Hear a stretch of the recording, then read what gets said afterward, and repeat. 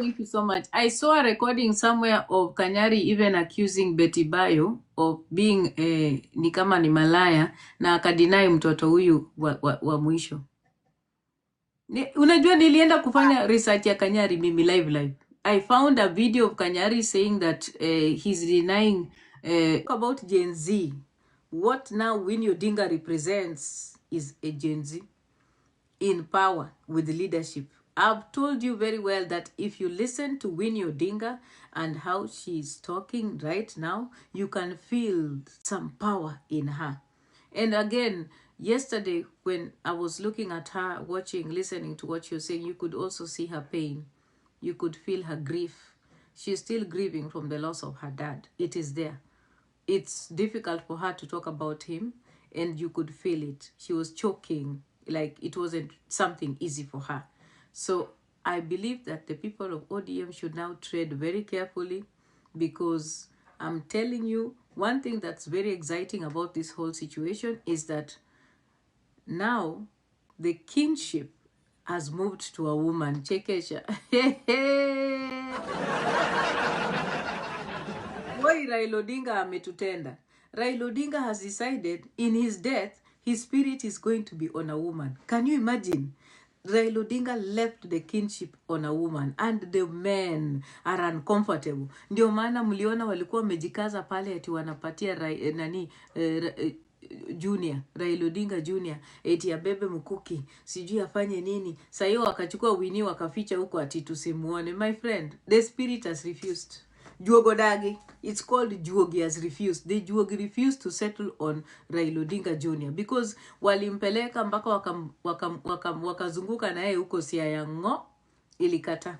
Nothing. Juogi has settled on a woman. That is what has happened, and it's high time the men of Luo Nyanza start accepting. Mapema ndio best. Hakuna kitu mnaweza kufanya. Sasa it is Winnie, and there is no doubt about it, and there is nothing you can do, and I am here for it. Guys, I'm very happy. Ooh, I'm so happy that, you know, I'm so happy that a young woman, thank you, Yannick, is going to be upsetting the status quo in Luo Nyanza. And are you seeing the way men are already uncomfortable? Mumeona vile wanaume wanakimbia kwa ODM kila mahali. They are so uncomfortable. They cannot believe it. That a young woman has that power. That Juogi. Yani hawaamini. Kina nani sahi hata hakuna kitu wasema. Yani wameshindwa kuongea. I'm telling you. But listen. We are here for it. I'm excited. I'm so happy. I cannot wait to see what is going to happen. Gibagni. It's a very interesting, by the way, Moses. And I cannot wait. I cannot wait to see what's going to happen for the future. Now, let me tell you what's going to happen. Because most of you maybe may not know it. Na mtakuja kuniambia. Gladys Wanga is going to be joining Ruto as the running mate for vice presidency. That's what's going to happen.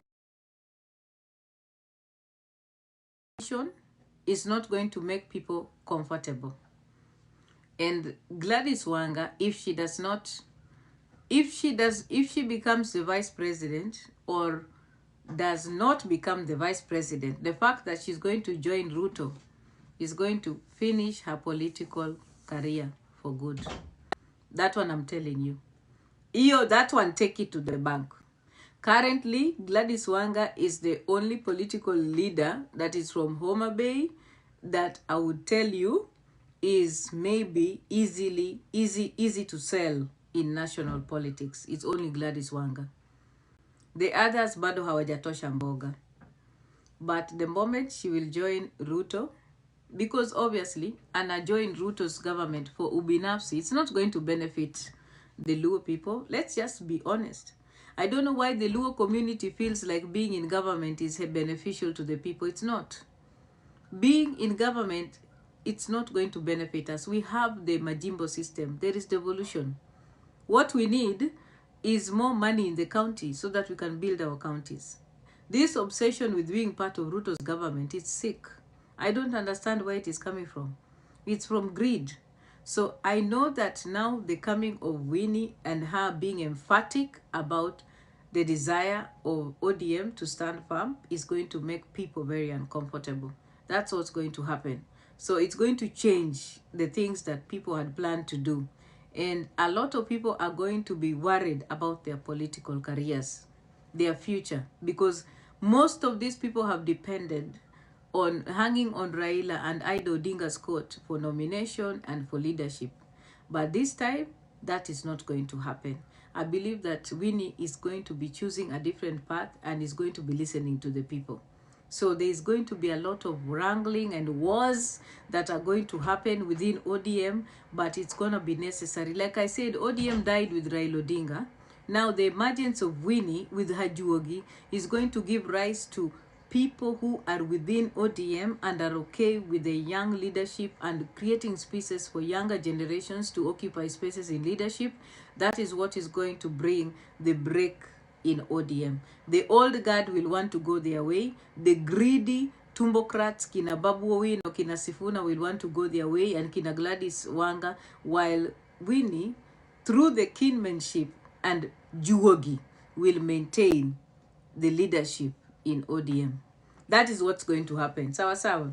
That is siasa 101. Sawa sawa. So ODM will have to go back to the drawing board, but when it goes back to the drawing board, Mam Charlotte, it will go back to the drawing board minus Sifuna, minus Babu Owino, minus Kina Sakaja, minus Kina Jalango. The old guard are going to break away. The people that are going to remain in ODM are people who are going to be accepted by Juogi. Sawa sawa. Yes, a new generation is going to be rising within that party. That generation will be following Winnie Odinga. Nimewambia hapa. Gladys Wanga knows that she has to survive politically. She has to align with Ruto. Otherwise, without Raila Odinga, if Gladys Wanga does not align with Ruto, she's done politically. Today, if we went to vie for governorship in Homa Bay, Gladys Wanga will not succeed without Raila Odinga. That one I can tell you, take it to the bank. She can't. So she has to find her way to survive politically. Let nobody lie to you that these politicians are interested in you. No, the broad-based government thing is for them. It's to benefit them. It's going to be creating spaces for the Luo community to join government. That's what they're doing. That is what they're preaching. You understand? So getting into Ruto's government is supposed to be like a camouflage to lie to the voters that, hey, wangni wantie sirikal. Guys, we've been in government as the Luo community before. What have we benefited from it? Raila was prime minister. We've been in government. Sawa sawa. We had Nusu Mukate. We've been in government so many times. What has changed? Nothing. We still have the problems we have. So I think it's important for the Luo community to wake up and stop this illusion about broad-based government and then start thinking about building the counties at the county level. It's so important that we do so. The madness about broad-based is because of greed. People want to make sure they maintain being in politics because it benefits them. It's not because they care about the mwananchi. And so because of these reasons, it's so important for us to continue moving as voters, as Kenyans, as people who believe in the county system, so that we can have the leaders that we want that are outside of party politics. That is what people need to encourage each other to do. Sawa sawa. Otherwise, siasa imeanza Kenya officially, and I am here for it. Excited so much for it. Ma'am Charlotte, it's good to see you. I cannot wait to see what's going to happen in 2027. But anyway, I am too excited about it. I cannot wait to see how men are going to be upset about Winnie Odinga. Winnie, please continue coming out in public. Continue talking to the people. Please, please, please. I know that Juogi is guiding you. We are here to support you. Yani,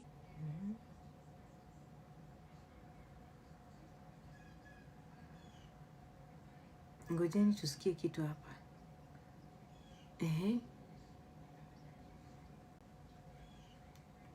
Screenshot. Mimi sifichi siri. I'm not gonna hide nothing. Iya maruni yangu iyo ya nini ya ati. I'm not gonna hide nothing. Na nitatoa screenshots zote nimekuwa fietu. Anakuja mbona anaenda ananianika anasema ati mimi namsimpia. Nimemsimpia wapi? Let's see who is a simper. Nani ni simper hapa? Sinijaribu kunianika hapa. Ananitumia Fomboka Rico. She's using me Fomboka. Si anataka nimwanike. Ndio nimemwanika. Ati ni awe. Ini ya juzi. Ini ya juzi. Ya, si anataka nimwanike. Si anataka tuende hivyo. Sasa tuone nani ni simple. Ati. Anataka tuanikane, tunaanikana. Anataka tuanikane, tunaanikana. This is what she wants. I'm doing a few babes, sawa, wifey. Si anataka tuanikane. Mwambie ati apost screenshots zangu sasa. That is the route that she wants us to take. Do you love me? Ili juzi tu. Juzi. After sistake amepass. That was before sistake apass. Sasa mwambie anike screenshots zangu. Si ameanza. She's mourning na anakuja anatumia jina langu Fomboka kwa nini? Why is she using my name Fomboka? Amepost mpaka screenshots. She wanna make me look like a simp. Who's a simp here? Nani ni simp hapa? Enough bwana, you cannot be using people's Fomboka. Na wacha nitoe screenshots zote sasa. Si hivi ndo anataka tuende? Mimi sinanga aibu my friend. Tamwaibisha. Ile namurumia kuna matanga but she's poking me, you know. Even you wanna attack me, you know I can't advise you. However you feel, Roach. Mimi niko hapa moral support. Basically, nimetoka kushout. I've told you to learn to respect others' opinions like you want others to respect yours. Wachana na mimi no. No. Now that you want me to tell you that I'm tired of your shouting. Wachana na mimi Wewe please. Watu lakini wewe yako ni speech. You need to learn to separate the same respect. The same respect you want to get. Don't talk to me, to give others. Just because you don't agree with other people, just because you do not agree with others, does not mean that you should also infringe on their right of speech. That's what I'm trying to tell you. Let us not have double speak. Thank you. Don't talk to me, Ati. No, that's what I'm telling you. Learn to respect others' opinions like you want others to respect your opinion. Ati, usiniongeleshe. No, I'm telling you. That's what I'm telling you because I'm tired of playing victim. I'm tired of victim playing. I am tired of victim playing, okay? I'm not victim playing, Ati. So you are doing the other people do not... Don't talk to me, Ati. Please learn to respect others' opinions. I hate you. Don't talk to me. Your voice irritates me. Tushuke. Nonsense. Learn to, if you want to be respected, respect what? Respect what? Respect what they're saying does not you align respect with me. you. Unasikia? You respect me. Unakwambia learn to respect. If you want your opinion to be respected, you got also to respect other people's opinions. Now, Lisa, do you respect me? Do you? What? Listen, if you want to be respected, you when you want to respect me. Respect other people's How opinions. do you expect me to respect you when you don't respect me as well? Huwezi kuwa unamute watu wakiongea because you don't like what they're saying. You cannot be muting other people because you don't like what they're saying. I will mute them. That is not freedom of speech. That is not freedom of speech. Freedom of speech. Wewe mtu akitaka kuongea kwa leo the same people now Skiza Ati. The same people unawa shut down. Ni watu you want others to respect you're not even grateful. You cannot talk from both sides of your mouth. Simple. Thank you. Let me tell you something, Ati. The same people unawa shut down kwa live yako ni watu wamekusupport. I don't want to be told nothing. I've already said what I said. You have to learn to respect others as well. Okay. I will not respect anyone. Have you respected me? Have you respected me? You play victim. No. Have you respected me? You play victim. You cannot be muting people when they're Have you respected me, Ati? You cannot. Have you respected me? You cannot disrespect people. You cannot. If you cannot respect him, I'm not going to respect you. I'm not going to respect your voice. You cannot win an argument. That's it. Because you want to control people's narrative. You cannot win an argument. I will control. You but not in my face. Stupid woman. Not down. What will you do? What will you do? Useless woman. I'm not your mother. You come here with double speak. Wewe unamute watu wakiongea, okay? Who do you think you are? You say freedom of speech. Do you give for that freedom of speech? Because people are saying things that you don't like. You want to control people. Here, people are adults, my friend. Unasikia? Respect is a two-way thing. You cannot come here. What is your idea? I mean, who the fuck is you? Allah?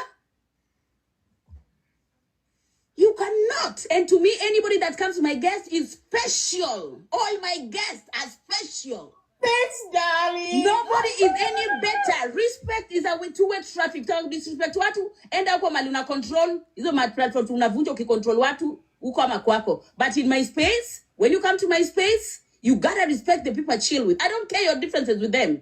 Unasikia?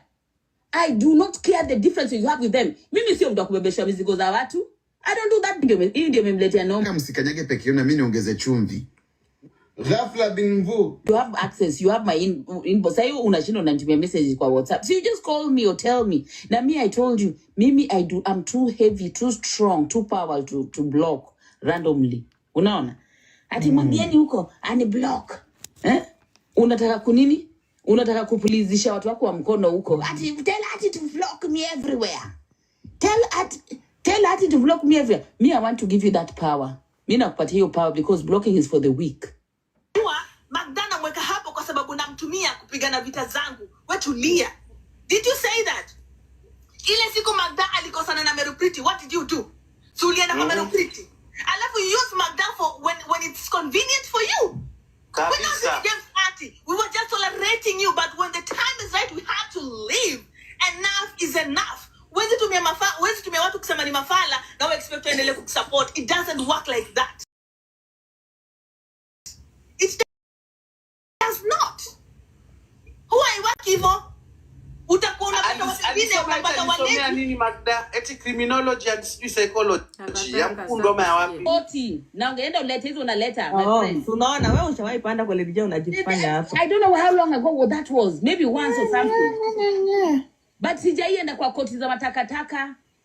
Surely. Ati mimi niende kwa Lady J ati nikafanya koti ndio kwa koti. Hata ungeniambia koti ya uka at least. Ati utajitetea ukiwa pande gani?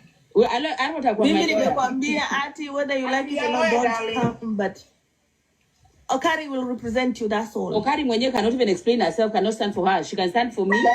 Are you hapo mnaniuza. Mimi singenya tena. Si ulikuwa umeniharibia jina hivi na kunigonganisha na watu. Now I want to see utanigonganisha na nani tena after I've left you. So that Guys, I didn't want to go much more than that. Now, I'm going bit by bit. I'm doing analysis. Mimi ni analysis. Tunasikia because I know hakuna mtu anaweza analyze ati hapa. Mimi I can analyze her. Most of you don't understand her. Mimi nitamuanalyze because I understand her. Wacheni niwaeleze kitu hapa. I was just trying to tell you guys, out of those recordings that are played, ukisikia sauti ya Roch na usikie sauti ya Ati, nani ameona similarity? Hi Luangni, how are you doing? Luangni nang? Nani ameona similarity? Guys, do you see a pattern between Roch and Ati? Ama ni mimi peke yangu ndo nimeona hiyo kitu? Do you see someone mirroring another person? Did you see that? Did you see what is happening between these two individuals? Mundiona? Eh? Yes, same pattern. They are mirroring each other. They are same pattern. Wote wana mirror each other. Amor neniko gwen. Abo bloki sani. Machieg nini. Yeah. So, yes, the tones. And listen, guys. I'm telling you, and I know most of you might not believe this, but the relationship between Ati and Roch, there is something called a subject, and then there is a person, a master and a subject. Na waelezea ndio msikie. Kuna master, then there's a subject. Then there's a subject that keeps on submitting to the master. And in this recordings, if you hear the way Nani Roch and Ati relate, definitely you know that who is the master. Hebu comment section. Jinajua nitachambua properly after hii live. Nani ni master, nani ni subject hapa? Hebu mniandikie comment section, nataka tu engage. Nani ni master, nani ni subject? Bas, asanteni.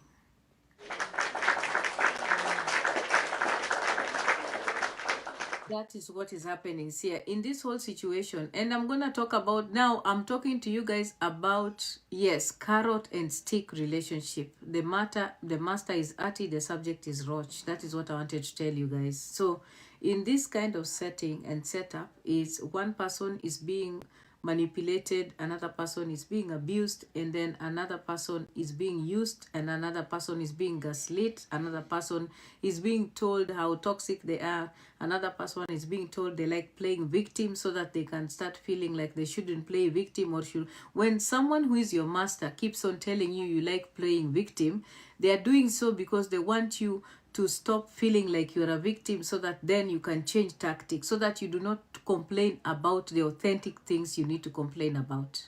When someone is your master, they try to make you feel like you like playing victim, you like complaining, so that you do not complain about real issues that you're supposed to complain about, so that they can continue taking advantage of you. That is what is happening between Ati and Roch. Unaelewa? And I can tell you, it's going to take Roch a lot of work to detach from Ati. Honestly, it's going to take a lot of work for Ati and Roch to separate. It's going to take a lot of work because this relationship is built on, you know, the basis was grounds of for manipulation. These people did not meet for a genuine cause, because these people met after a fallout between two other friends, and I think it was a fallout between Roch and Magda, and then Ati came in. So then when Ati came in, because Roch was Magda's friend before, so when Ati came in, she came in after she fell out with Magda. Then Roch and Ati became friends. So now you see the foundations were shaky. The reasons, the basis of the friendship were after a fallout with a party from one side and the other. That's what usually happens. So anyway, I needed you to listen to the tone variation so that you can see. And I needed to explain to you the element of abuse between Roch and Ati so that you understand that the master is Ati and the puppet, the Ati is the master and the puppet master, and the puppet is Roch in this situation. So, and I believe someone who is a deep thinker will understand what I'm saying. So now I want to talk about this noise that's been done on TikTok about hierarchy and all that, because it's been noise about gifting and levels on TikTok. Guys, I'm repeating this very clearly. Any woman that sits on a live to discuss level on TikTok, to discuss coins on TikTok, to discuss who is in a lower level or a higher level, that's a foolish person. I'm just saying it. Truth. These are insecure women that are gathering in lives to talk about the levels that they have on TikTok. Guys, women that are secure do not talk about TikTok levels. Women that are secure do not talk about hierarchy while talking about level 50 or 40 or 30 on TikTok. Please, hierarchies belong to kingdoms. Jameni, nawaambianga hii kitu, mbona mnapenda kujiweka kwa places zenye mko? Tulisema hierarchy iko pale kwa kina Princess Diana, uko Buckingham Palace in London. That is where the hierarchy is. Where there is wealth, where there is money, where there is sustainability, where there is hypergamy. All these women talking about levels on TikTok, they are all broke. They are all broke and insecure. All of them. Look at them. Kama sio mlevi, mwingine anauza kuma ndiye atupe gift. Kama mwingine sio mlevi na anakunywa bangi, mwingine anafanya nini? Auze kuma alete gift kwa TikTok. Hawana kazi. Mwingine hana kazi, hana makao. Mwingine anapigana na bwana yake kwa live hapa ama watoto. Look at these women, all of them that are arguing about gifts. Another one is a pseudo. Mwingine ni pseudo mwenye hajawahi kupatiana chochote popote, lakini sauti ndio ipo. Mwingine hana makao, ukweli wake hujulikani, kazi yake ni kutengeneza magames na mabirthday kama 5 kwa mwaka. Guys, all of these women are broke. The idea of hierarchy on TikTok is an illusion. Sawa sawa? Hiyo ndio kitu mnafaa kujua. And stop having these discussions. They are so shameful. Yani hata sielewi ati mmekaa pale ati mna discuss ati sisi guys, some of us know some of your stories. Ni vile tu tumeamua tutaki kuongelelea. Aibu, namwambia. Kuna wengi wenu hapa, hata mwingine ninajua mwenye hana hata kazi na kuna madeni chungu nzima huko penye yuko. Tunawajua tu, ni vile hatutaki kuongelelea.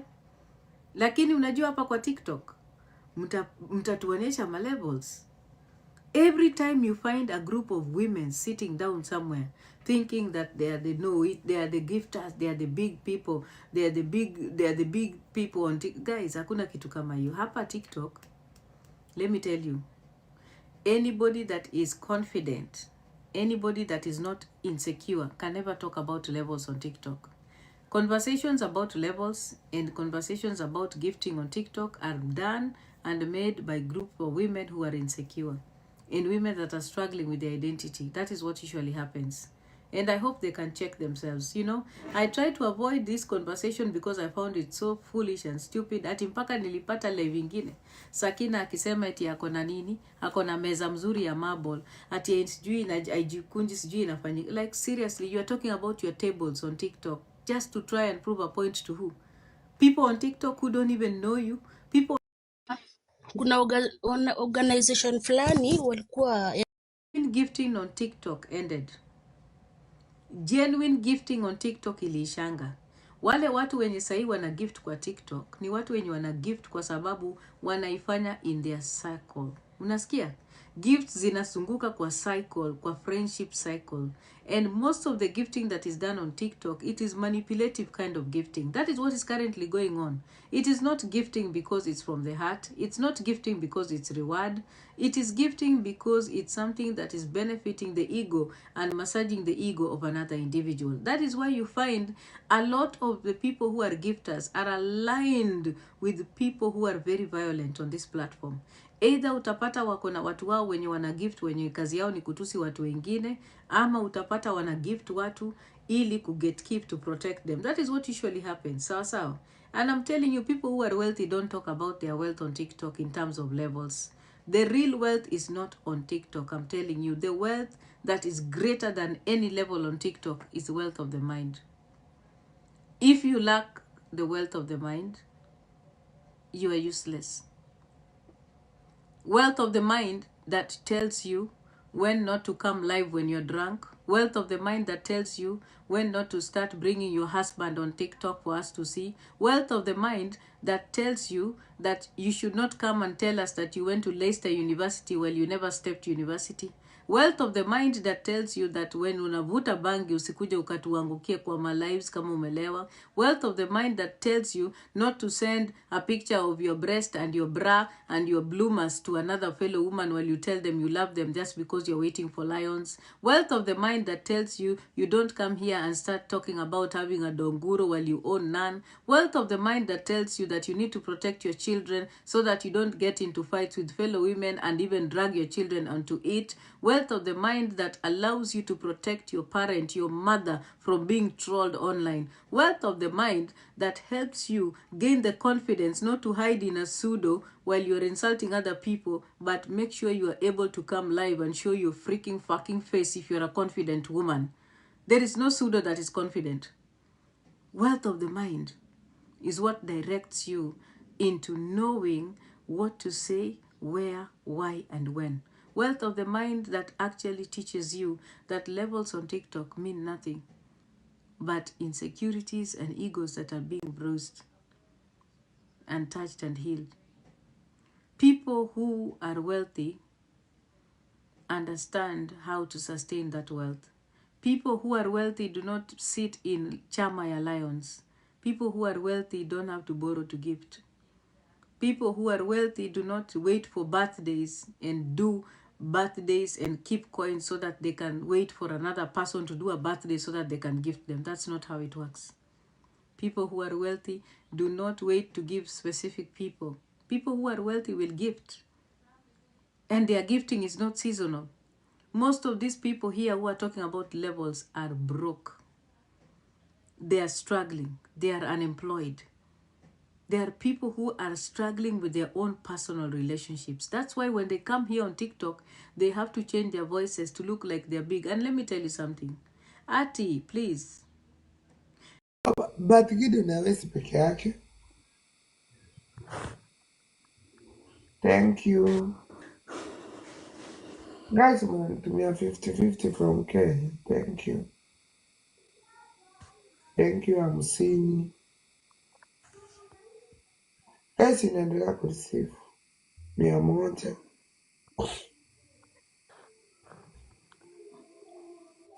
Guys, nyinyi brasi nyinyi tumefika 45,000. Ai, mbona inakataa? Ya Cherima mmetuma text na yeye mmetuma 45,000 sai. So tumefika 45.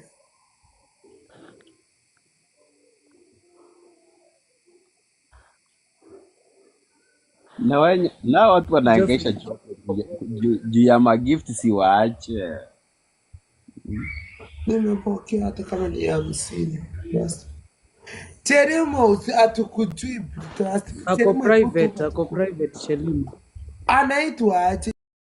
It is in the way you have family, the way you talk about your children, the way you build your children, the way you talk about the future, posterity, the way you handle issues, the way you engage, the spaces that you appear in, the things you engage in. That is true wealth. But this wealth of tables and chairs and madangurus on TikTok, women, we need to check ourselves. Yesterday, I was in a conversation with South African women when they were talking about GBV, gender-based violence, and I was completely flabbergasted and shocked at how I was trying to think about Kenyan women who may or would have wanted to be on this conversation, women who are on Kenyan TikTok, and I realized none. There are a lot of dumb women on Kenyan TikTok. Women who cannot engage in constructive conversations, conversations about what is important for women today. South African women are organizing, mobilizing ways in which to make sure women are protected from gender-based violence. They are attacking the government systems. They are checking government systems. They are going for everything available. They are mobilizing. They are activating. While women on Kenyan TikTok sit to talk about who has tables, who is employed, who is not employed, who is level 28, who is level 27, who is level 30, who is level 35. These same women, put them on a panel to discuss child marriage in Kenya. They can't. These same women, put them on a panel to discuss drug addiction and abuse in Kenya. They can't. These same women, put them on a panel to discuss about the political landscape or global economy. They can't. They are empty. Empty delulus. But they will sit on a platform to talk about things that are of no importance at all. It's so sad, like watching women discuss things that are useless. It's painful. At the hierarchy. Hierarchy is in Buckingham Palace. You have no hierarchy, my friend. Hierarchies are inherited. Inherited wealth. Which inherited wealth do you have if you don't have a job? You are associating yourself with a hierarchy. No, you are no hierarchy. Okay? You are uzemberaki. Kicho pombloraki. That is where you belong. Empty head raki. Those are the hierarchies you have for empty-headedness, you know. Humpty Dumpty uzemberaki. Duanziraki.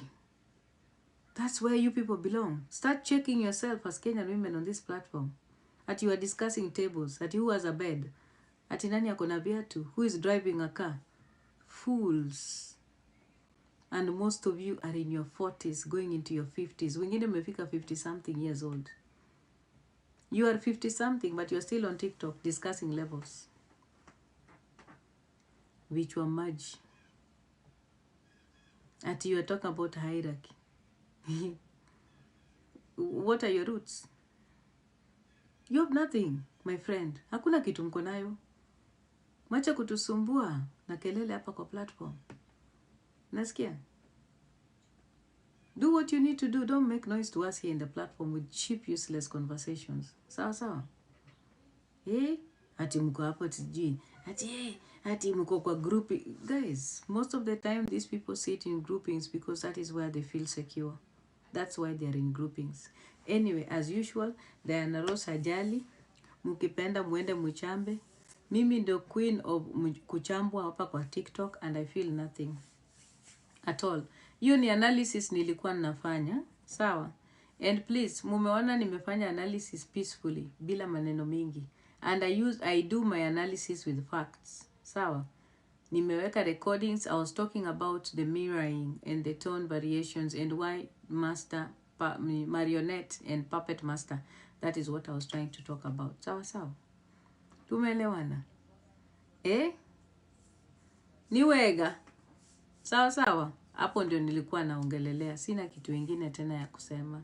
Otherwise, is there anything else that's happening in the street, guys? Tujue mambo kwa street, anything new? That's all I needed to talk about. Na nimemaliza.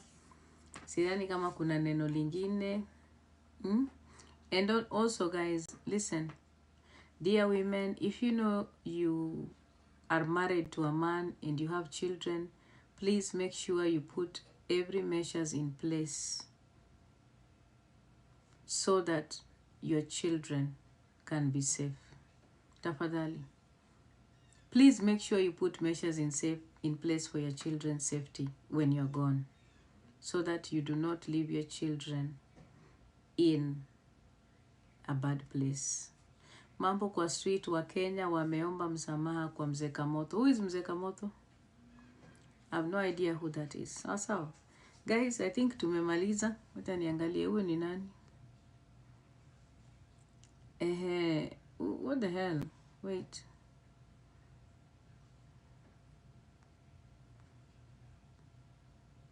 Who is this?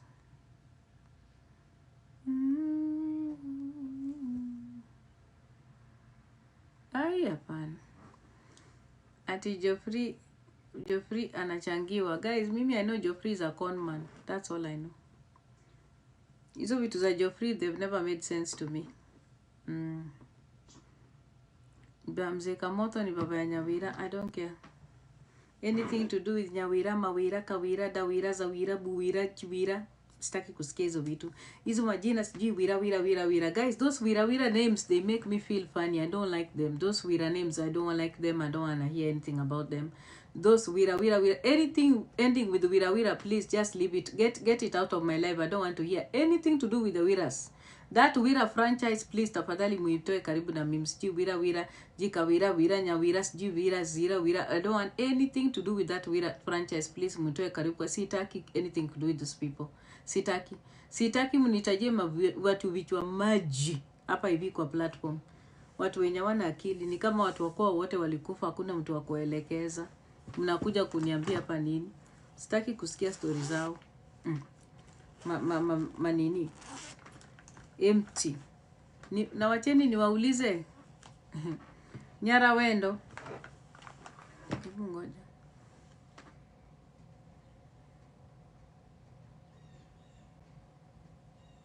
Nyarawendo.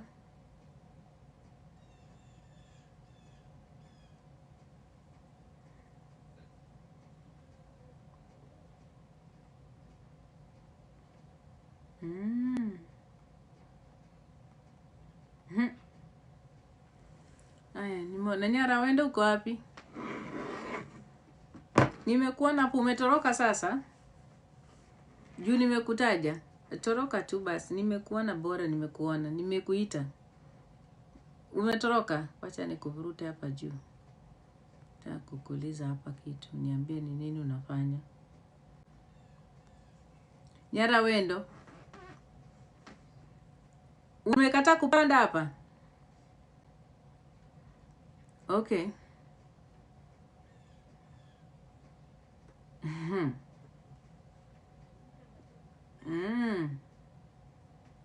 Nyarawendo 1. Nyarawendo 2. Haya, sawa.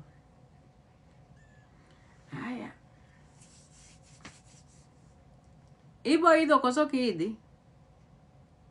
Unajua hii platform, guys, hii platform iko na maajabu, guys. Hii platform iko na maajabu. Yaani maajabu ziko kwa hii platform, sijui hata ndazipeleka wapi. This platform has wonders.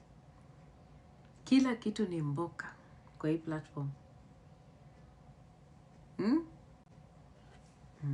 Wacha niachane na Nyarawendo, kama nataka kupanda tapanda. Nyara wendo.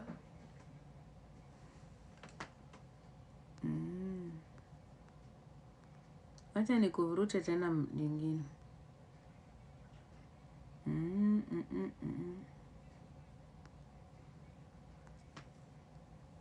So kwa hivyo kina Shosho Achira wako na matanga sahi hapo kwa nani, kwa Kanyari?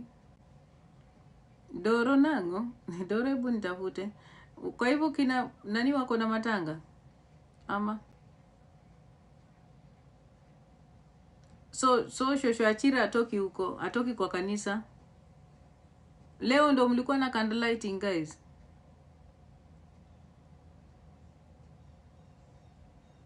Leo ndio mlikuwa na nini? Candlelighting.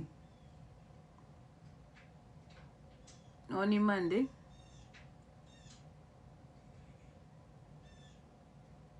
Ni kesho. Kwa Kanyari mko na nyama choma.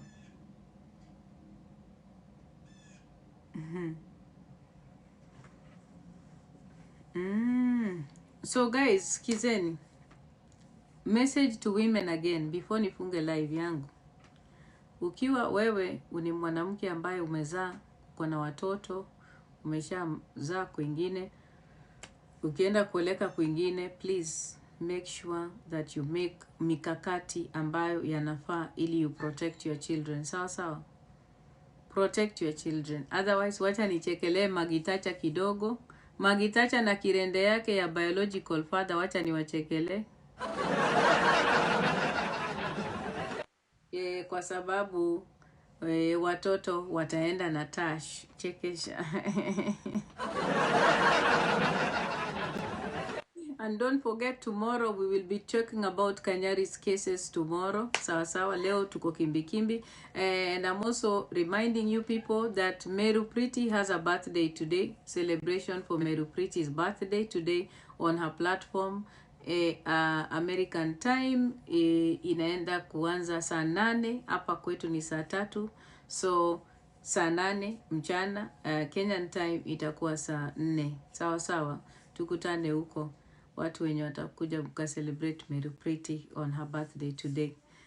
Kesho ni kwa chachi ya Betty. Alafu Magitacha ameandika huko eti we are going to quote. To do what, my dear? For children that have been legally adopted. Chekesha, wacha nikucheke Magi.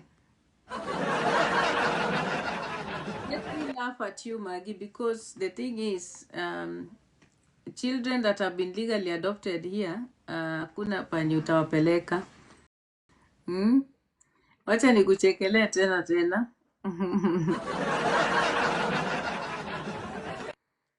Magitacha, umekuja ndio nikuchekelea officially. Hapana, unajua nyinyi you are counting your eggs before they hatch. No. Unaona? We are not counting our eggs before they hatch. Maggie, we had to go and look for this man officially here in the US na kila kitu. And I can tell you those children are legally adopted. So now I have a document. Oh yes, I will show you. Yes, everything. Hapa America hakuna kitu inafichwa, umesikia? So he legally adopted them, and I think that Betty is the one that, you know, alifanya hiyo kazi. Alikuwa kipawa mbele kwa kuencourage mume wake wa adopt watoto wake, and she did it to protect herself. The law is weird because we need to know where Kanyari was when the adoption took place. Of course, the law is weird as you say, but Kanyari obviously was in Kenya, and Kanyari did not have custody of the children. Definitely, the law gave custody full custody to Betty. That's why, because Betty is left with the children. That's what happened. Unasikia? So, and again, it looks like Betty and Kanyari were never legally married in Kenya on paper. Ilikuwa rurashio sijui chuchario. Hii mnaitwa rugara. Mnaita rugara? Yeah, if they did a customary marriage and it was not registered, because right now in Kenya, you are required, if you do a customary marriage or traditional marriage, you are supposed to register. But they did not register, so it's useless. It's a wild goose chase. He was not he was not married legally to Betty Bayo. And that is why I'm saying Kanyari will go to court. No, I'm just saying it's okay for him to go to court. He can go to court because naturally that's something that anybody is allowed to do, but it's going to be difficult for him to win a case where a mother who had full custody of the children and he never contested her leaving the country initially, never at any point. It's going to be difficult. He cannot Another agree. thing that I agree might hurt Kanyari, another thing I agree might hurt Kanyari is his legal past. Kesi Exactly. zake, legal, nimeangalia, especially ile ya defilement. Actually, I've discovered Wewe uko na echo. Kesi bado iko kotini. You know, that's what I wanted to tell you. Unajua ulikuja kusema ati it was thrown out. It was not. Kanyari still has a... nimediscover iko kotini. Yes, Kanyari still has a defilement case on him. Ako nayo. So ni kubaya. Unasikia? Sasa hiyo ndio karanga, that is the problem. Yeah, hiyo ndio shida sasa. Umeelewa? So unajua kesi za Kanyari zimekuwa mbaya sana, especially hiyo ya defilement. Ni mbaya. And then also, fraud, unless walitumia fraud kwa adopt watoto, the father is supposed to consent to adoption. Baba lazima akuwe listen, unless alikuwa dead. I believe that Kanyari consented to the adoption of those children. I think he did. I'm telling you, this man, listen, he's a person that wakes up in the morning and says yes, and he said no yesterday. I'm telling you. Kanyari is a person that goes behind his nini church and a coach watu kuja kusema wako na mimba lakini hawana mimba, unaona. So I feel like there's something that right now he's trying to fight punch. Unajua mtu mwenye anapiga punches in the air. He's just trying to do these things for clout. Kanyari is a clout chaser. All these arguments and the noise he's trying to bring, he's bringing it just for clout. He already knows the truth. Kwani unafikiria ajui ukweli? Anajua. But he just wants to... Mtu anasema, if Betty Bayo had full custody, then Kanyari's consent was not needed for adoption. I don't know how to do that. Thank you so much. Thank you so much. I saw a recording somewhere of Kanyari even accusing Betty Bayo of being ni kama ni malaya na akadinai mtoto huyu wa mwisho. Unajua nilienda kufanya research ya Kanyari mimi live. I found a video of Kanyari saying that he's denying the fatherhood ya mtoto wao huyo wa mwisho ati sio wake kwa sababu ana feel Betty yes, it's there. Kanyari is very problematic. But I'm also aware that kumbe kuna watu waliona pia. I saw that. Kumbe kuna watu wengine waliona. Kanyari is very problematic nani. He's so problematic. He's not, I'm telling you Maggie, he's not the best. The children are not safe with him. But I don't think the children might be safe with Tasha either. Me, I just think watoto wapewe grandmother. No, but there's no court that will give the grandmother the children. What if Tasha remarries? That is life. What if Tasha remarries? Listen, Maggie, Tasha life has to go on. The fact that Tash has taken the children does not mean Tash cannot have life.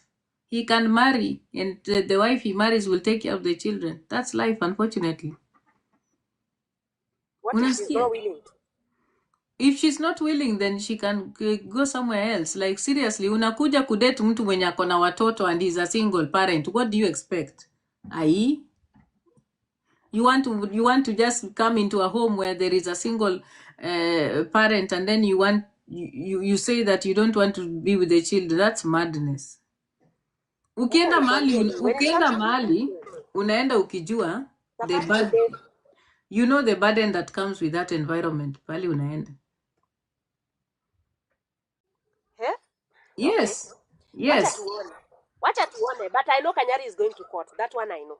Koti anaweza enda because that is for clout and also it's going to give him money. That is Kanyari. That is who he is. Umesikia? Kwanza nimeona venye amekuwa akipost watoto. Guys, mumeona venye anapost matbt yake na watoto. Oh, because ako desperate. Tunasemanga chema chajiuza, kibaya chajitangaza. Kanyari anajaribu kujitangaza. Na nimeona Kanzedena leo amepeleka 1 million ya Uhuru nyumbani. Tash ndiye amereceive the 1 million. Oh, that's good. Kanzedena unajua anakuanga PA wa Uhuru.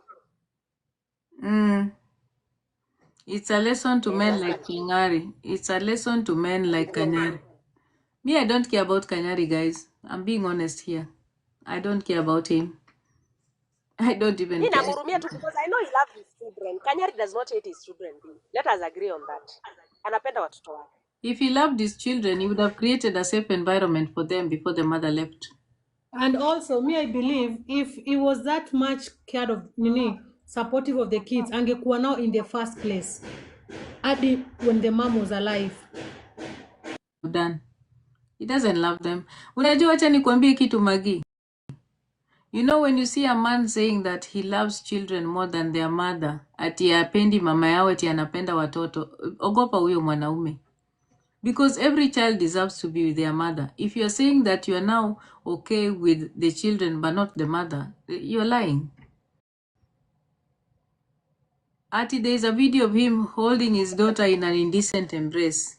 I think Nani ako very problematic, Kanyari. Guys, sitawadanganya mimi, Kanyari is not my cup of tea. I find him so problematic. I wouldn't want him near me. He's not doing it because he loved the kids and not for the benefit of the kids. Ni kwa benefit yake. Anafeel kama itakuwa ata cloud chase nayo, apate sympathy, one kama atapewa kitu, like anajika kwa hiyo picture like mtu amepoteza loved one who they have been so close even recently, hadi for the time of their demise alikuanga nao. That's how he's behaving and he was not there. Kanyari, hata mama ya Kanyari pia alikuwa na fraud. Unajua mamake pia alikuwa ni pastor. Nilikuwa nataka kusema mamake Kanyari aliua watu wengi sana na kuwaombea wasikunywe ARVs. Yeah. Ui, guys, mmesikia hiyo maneno? Yeah, nayo ni ukweli. Mmesikia? Diana, you are not aware of that? Happened, it is true. Hiyo nayo ni ukweli. It's true, and she was a con also. I wanted to say the same thing. I was following up the story ya mama yake. Yeye ndo alimfundisha hii mambo ya nini ya kukon watu akikuwa form 2 like potassium 4 permanganate. Yeye ndo alimfundisha hiyo ukora. The mother. So, like he inherited that. Mamake ni muuaji. Iko kwa damu.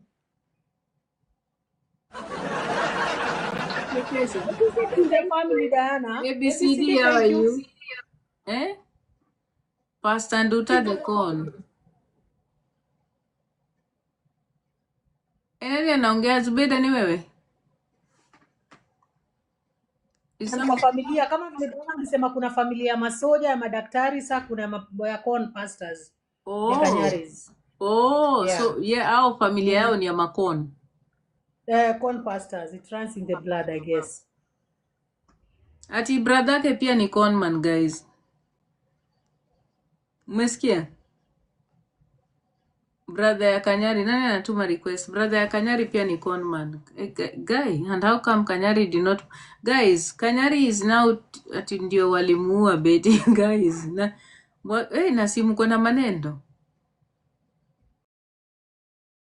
Ati Wanaume mwanaume kwa BNB, we are aware. Wanaume ni mapasta na pamoja na mama, alafu Kanyari aliuawa di. Unajua aliuawa kwa logic. Nani? Sister ya Kanyari. Sister aliuawa kwa logic na mwanaume. Najua sister ya Kanyari alikufa kwa logic. Mtu alimuua. Matari, sijui Matari. He was called Matari or I don't know.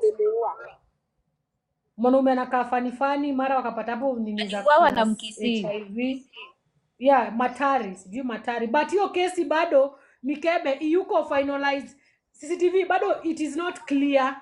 It is under unclear. Yes, hiyo Matara it's under unclear circumstances because nilikuwa nikifuatilia hizo makesi CCTV yani hata sijui. Hiyo job leo aliuliwa kwa nini, but there's more into it. Either ni mtu alitumana juu kwa sababu walisema walipata huko hivyo ARVs but kama walikuwa sawa, I don't know what happened, but wao mwenye alimuua It's either alitumwa ama I don't know. I don't know. Maybe huyu mwanamke Nasema alifanya anakani ile wale wa kisu hookup. ilikuwa na blood Maybe. stains. Ile kisu ilikuwa na blood stains, alafu akapata HIV medical kit hapo ya testing.